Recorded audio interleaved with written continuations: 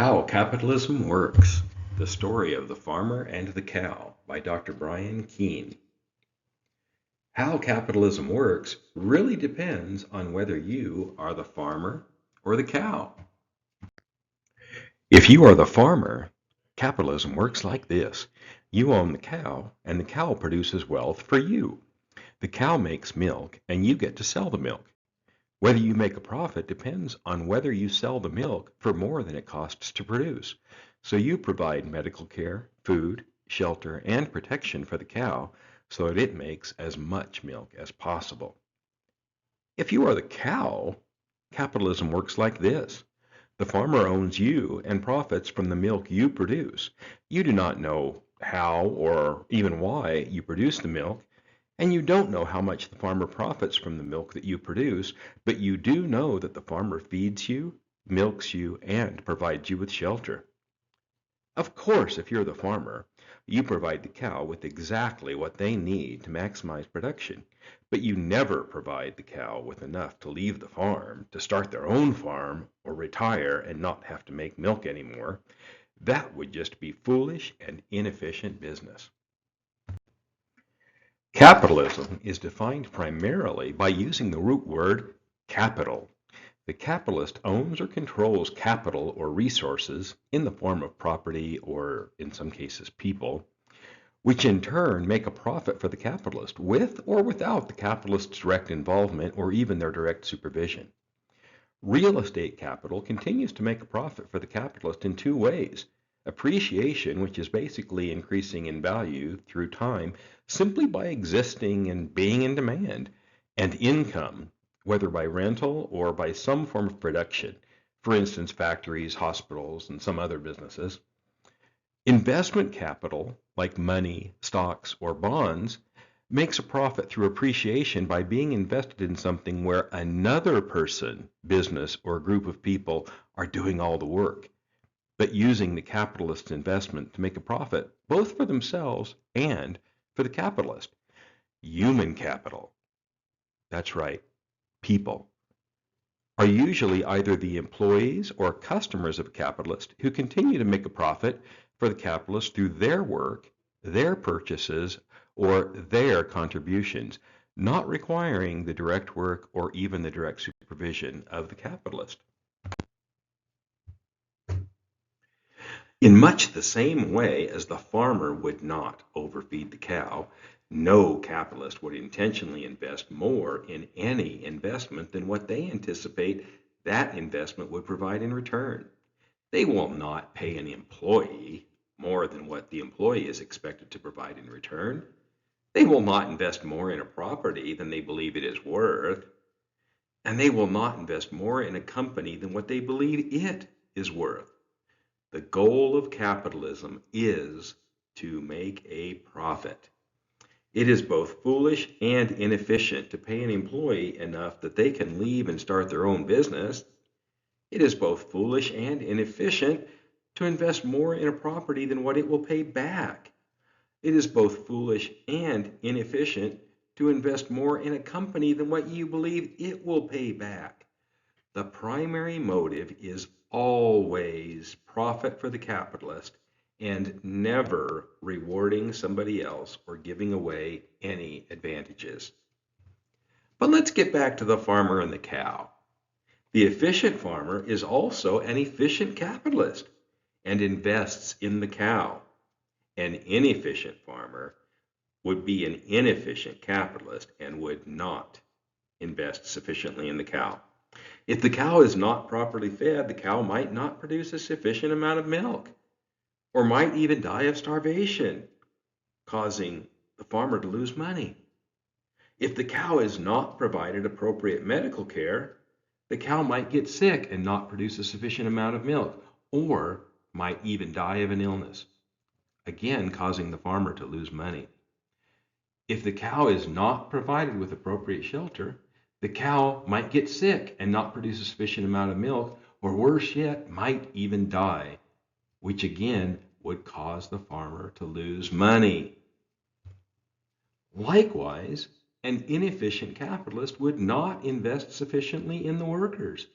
If the workers are not properly paid, provided appropriate benefits, they might either underproduce or simply leave, causing the capitalist to lose money. Notice how this story has not said anything about the farmer or any of the other capitalists as being either good or bad simply by virtue of being capitalists. It merely illustrates how capitalism actually works. So far, the farmer has been the capitalist and the cow has been the capital. But what happens when the farmer becomes the capital and somebody else becomes the capitalist? When the farmer wants to sell the milk in larger quantities, they might need to get a loan from the bank to buy more cows, more feed, more medicine, or more land. And they might need to develop a relationship with a dairy, a grocer, or a wholesaler to help sell more milk. Now, in this scenario, the farmer gets to be the cow, while the bank, dairy, grocer, or wholesaler gets to be the farmer. Let's examine this from the standpoint of the bank. The bank seeks to maximize their own profits, so they provide the farmer with a loan. But the terms are never beneficial to the farmer. That would be inefficient business. They are beneficial to the bank. The bank invests the correct amount of money in the farmer to get the farmer to take the loan so that the farmer can pay them back more money than what they lent. That's simply how business works.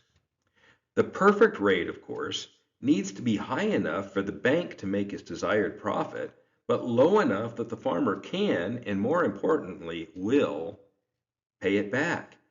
If the rate's too high, the farmer might look for a different bank or might not even take the loan, in which case the bank doesn't make a profit at all. If the rate is too low, the bank doesn't make enough of a profit. If the rate is so high that the farmer cannot pay it back, the farmer, unable to repay the loan, goes into default or bankrupt, and the bank loses that money. Of course, if we examine the farmer's relationship with the dairy, the grocer, or the wholesaler, we would see the same thing. The farmer is now the cow, or the capital, in this relationship, and the retailer, or dairy, or grocer, or wholesaler, is now the farmer, or the capitalist.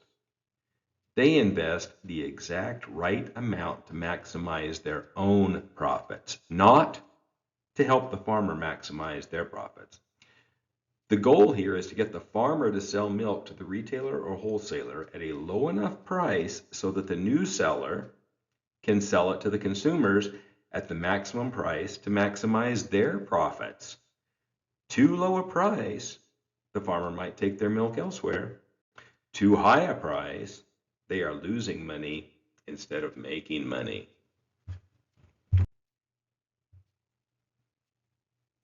This brings us to a discussion of the other types of human capital working to contribute to the retailer or wholesaler, the employees and the customers. Employees and customers are where the actual wealth is created. The employees convince the customers to give their money to the retailer, and the customers willingly do so. As efficient capitalists, the retailers do this by setting the prices.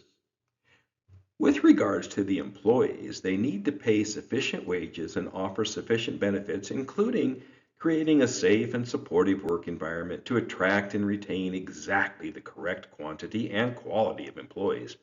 Regarding quantity, if they get too many employees, they will be paying too much and will lose money. But if they get too few, they will not be able to provide the proper customer service to coax the customers into giving over their money. With regards to quality employees, if they get too high a quality, they will have to pay more to keep them and will lose money. If they get too low a quality of employee, they won't be able to provide the proper customer service to coax the customers into giving over their money. Of course, the weak or inefficient capitalist will fail to offer sufficient wages or sufficient benefits, including creating a safe and supportive work environment, which will in turn cause them to have trouble attracting and retaining enough quality employees. Capitalism is dependent on capital. which is the resources which actually generate the wealth for the capitalist. In some cases, these resources are mere property, such as real estate, like homes, factories, or other businesses. Or it could be equipment such as cars, trains, planes, or manufacturing equipment. While in other cases, these are human resources or people, such as employees, customers, and subcontractors. Many people believe themselves to be capitalists as though it is simply a philosophy or a political concept. But economically, you are only a capitalist if you are the one who owns and controls the capital in that relationship, not if you are the capital in the relationship. In summary, how capitalism works really depends on whether you are the farmer or the cow. Not to mention what happens if you are the chicken or the hog. That, of course, is an entirely different level of commitment and another story for another day. I'm Dr. Brian Keene, and I'm ready to serve Idaho, to listen and to lead. Together, let's work to build a brighter future for Idaho families, for the state of Idaho, and for the United States of America. Help send me to Washington, D.C. Be sure to visit my website, KeeneForIdaho.com. And again, thank you so much for your time.